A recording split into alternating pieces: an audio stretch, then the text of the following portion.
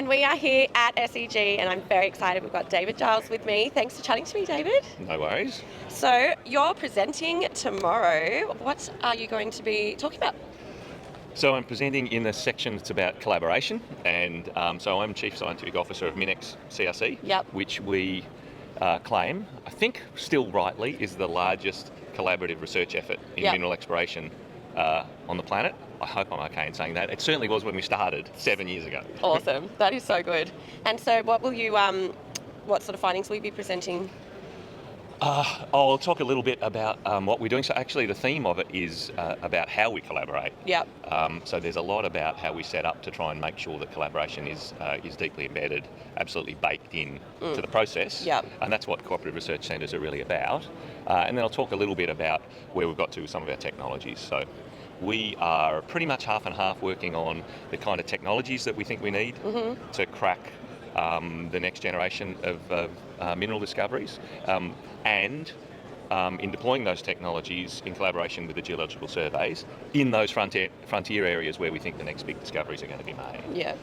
So we're very much founded on the idea that if we keep going back to the brownfields areas to rediscover the old deposits, then we'll keep mining down the grades, we'll keep pushing further and further on the flat part of what the oil field guys call the creaming curve, Yep. where we're basically chasing our tail. So we think if we want to make the big discoveries, they're going to be at the grade that's going to help us, and at the scale that's going to help us, we need to go into frontier areas. Yeah. So that's one of the reasons we're working with the geological surveys. Yeah. And obviously, MinEx is such a collaboration. What are your thoughts on how we do it with collaborating? And there's been a lot of discussions because you were at Amira as well, and that was a massive theme this whole week, really. How do you think we're doing? I think we're doing pretty well. Yeah. It's interesting. In fact, one of the things I'll talk about is the context for MinEx setting up, which we did. We started setting up MinEx in 2017. Yeah. It's a fair old road, but that coincided exactly with this thing called the Uncover Yep. report, the Uncover Roadmap, which was something that Amira sponsored at the time. One of the things that Amira said we needed to do was to collaborate at scale, at a continent scale, researchers, surveys, companies of all scales, and pull that together in something that was costed at like $1 billion Yes. over 15 years. And there's been a lot of, I think, disappointment in our community that the call to action there, which involved quite a specific model. The model was that there would be an umbrella organisation set up, funded, Yep. presumably by the federal government, or maybe from subsidies from the companies or something like that, and that would coordinate this grand scale collaboration. With 9 zeros behind it, Yeah. and that would be the thing that would catalyse change. So Yeah. that didn't happen. Yeah.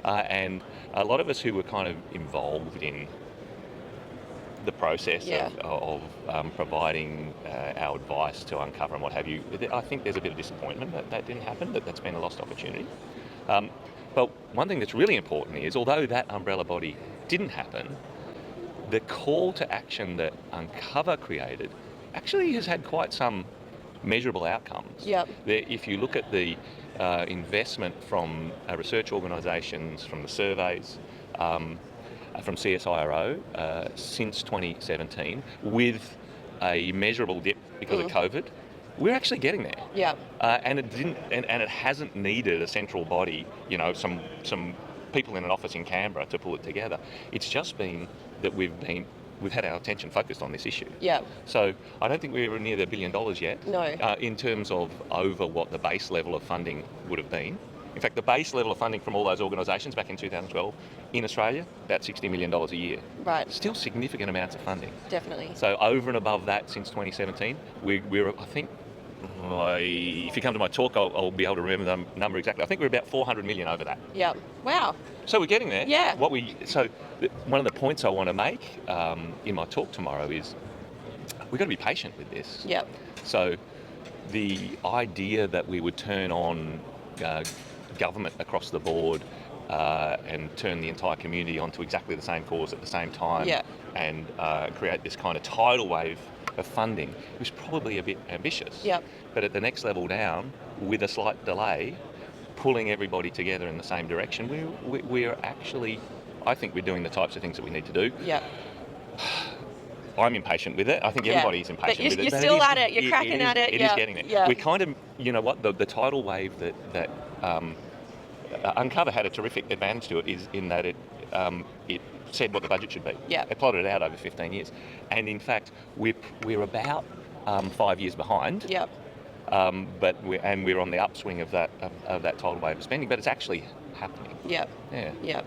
It's we were having a bit of an interesting chat earlier, and it can be a bit deflating how much you have to keep persisting with getting Yeah, some yeah. traction and keep things moving. And yeah, you had an interesting comment around, you know, sometimes it can feel like we're still talking about the same things after Yeah. decades of discussions.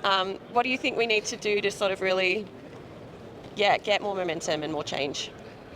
So, for me, we've got to get honest with each other about the complexity of the system that we're trying to, of the entire geological system that we're trying to explore within, Yeah. and then extract the wealth from. And we persist with the idea that with a hindsight narrative, we know how to explore because we're unusually clever. Yeah. You know, and I think it's a little bit of arrogance that geologists have. Yeah. I'm a geologist, I'm allowed to say that about myself. It's like criticising your own relatives, I think.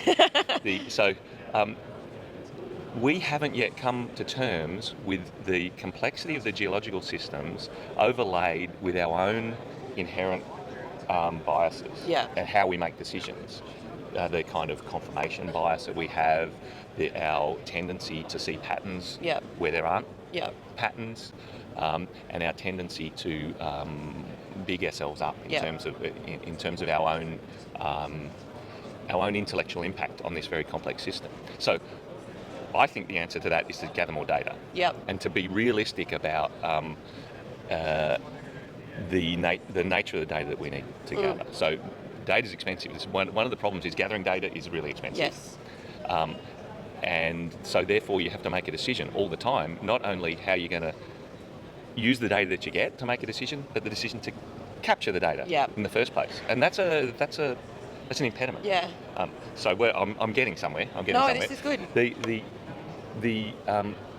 We need to develop methods of capturing data that are realistic in terms of the expense, Yes. and allow people to make that investment, Yep. and then are able to take the data and analyse it in a realistic way to understand the complexity and inform decisions that take that human bias out Yep. of it. So Bias is an interesting one. Yeah, Yes. yeah. Yeah. and we're terrible at recognising it in ourselves. If we could recognise it in ourselves, it wouldn't be an inherent bias. Yep. So we're constantly making decisions with this Yep. background of all our own baggage. Yes. And the easiest way to think about that is, in fact, there was an example given. There were two examples, in fact, that we got at the Amira conference last week. One was the age-old one of the synthetic seismic. Do you remember that conversation? Yeah. If you see the different interpretations from the synthetic seismic that was done, this is several decades ago now, what you see is the background of the people who did the interpretation. Yeah. That's what you see every time. And then there's the example of the modelling of the same drill hole data set by 30 different groups of people Yeah. in a competition, with answers on when you had to take the data and put it into a classification about what was ore and what was not. The differences in the tonnes and the grade of the ore were like orders of magnitude different within the same group of people. So we've got to take that bias out. But we just got to let the numbers speak for themselves. So how do you do that? You have to have consistent methods of collecting the type of detailed data that literally goes from the scale of a craton to the scale of a mineral grain. Yep. You have to have those methods available and have them available cheaply. What data So- are you wanting? Do you think we should try and capture? 'Cause that's obviously big yeah. scales Yeah, there. yeah. What sort of things do you think are really important that we're capturing? So the stuff that we're doing well, particularly in Australia, is the big scale stuff. Yep. The big scale geophysics, magnificent data sets. Yep. And those are, we've done really well at arguing to government that that's the type of investment on a continent scale that's Yeah. going to help pre-competitive data. So that's excellent. Where we're missing is in the drill holes. Yep. So from the scale of the drill hole down. So we're not drilling enough holes in frontier provinces. Yep. We're just not. Yeah. The map is not improved in 20 years. of encouraging people to move out into frontier provinces, we've still barely scratched the surface. Right. The cost of drilling is too much. Yeah. So we need to drill more holes. We need to get the cost of drilling down, and we spent a lot of time in MinEx CRC on this, on automated drilling, trying to constrain drilling to win the sweet spot. Yeah. Most drilling types, I'll do an injustice to our drilling engineering friends, but most drilling types have a relatively simple relationship between rate of penetration and bit wear. If you push harder, you wear the bit more effectively. Yeah. And there's a sweet spot in there. And if you can sit on the sweet spot, you can drill cheaper. Yep. You can drill for longer. You can do less rod More pulls. efficient, and yeah. more efficient. Yeah. So that's one thing we're working on. And the other one is coiled tube drilling. Yep. And we've been banging away on that now for 15 years. Yep. I say banging away on it, making incremental progress. This thing works. It's going to get me to a point later that I'm keen to get to, which is it works, but it needs to pull through. Yes. It needs to pull through if it's going to make a difference. So we're doing those things, and we're doing sensing. Yep. So we are particularly excited about LIBS, laser-induced breakdown Yep. spectroscopy, as a way of doing downhole chemistry. Yep. And we're excited about that for exactly the reason I mentioned Yeah. before. The spot that LIBS makes, so you can take an analysis on like 5 hertz frequency, Yep. and it makes a really small spot, like tens of micron spot. So every zap has the chance of landing on an individual mineral. Yep. So then if you get the chemistry of that individual mineral, you can work out what it is. So you're Yep. getting chemistry, mineralogy, and then because you're getting so many, if you're doing it in a downhole log, Yep. you're getting so many zaps per meter, Yep. you can do texture. Yep. A proxy for texture. I don't think it's proper texture, but it's Yep. a proxy for it. So we love that. We're doing petrophysical sensors downhole. So Yep. it's got. So the good thing about that, you remember Richard Inglis's talk. Yes. There's 6 things: chemistry, mineralogy, texture. Boom. You Yep. can get that Yep. from LIBS. We need petrophysics downholes. Yep. And we need detailed petrophysics so that we can relate what's in the holes to those fabulous large-scale images. Yep. That's we'll say craton scale to mineral scale. Yep. That's the key. That will really capture a lot of the mineral scale. Yeah. Yeah. So we're trying to do that stuff with seismics. Yep. Seismics is terrific because you've got a chance of imaging around the borehole, Yeah. but also backing out physical properties Yep. that might relate to mining Yep. characteristics, right? So that's kind of important. Yeah. Too. Yeah. Nice. So let's talk about the pull through then. Yes. Let's go there. What are you thinking? So there's a, I'm going to go there with apologies to your listeners, where everyone always talks about the valley of death when it comes Yep. to technology making to the market. They talk about it ad nauseum because it's a real thing.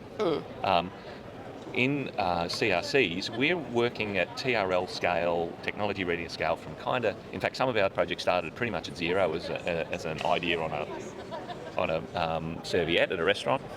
Some of them started a bit later, but we're trying to get them through to around TRL 7 or 8, where we've got a working field prototype that operates Yep. in the intended environment. And the next stage is to scale up and to have it get into a commercial operation Yep.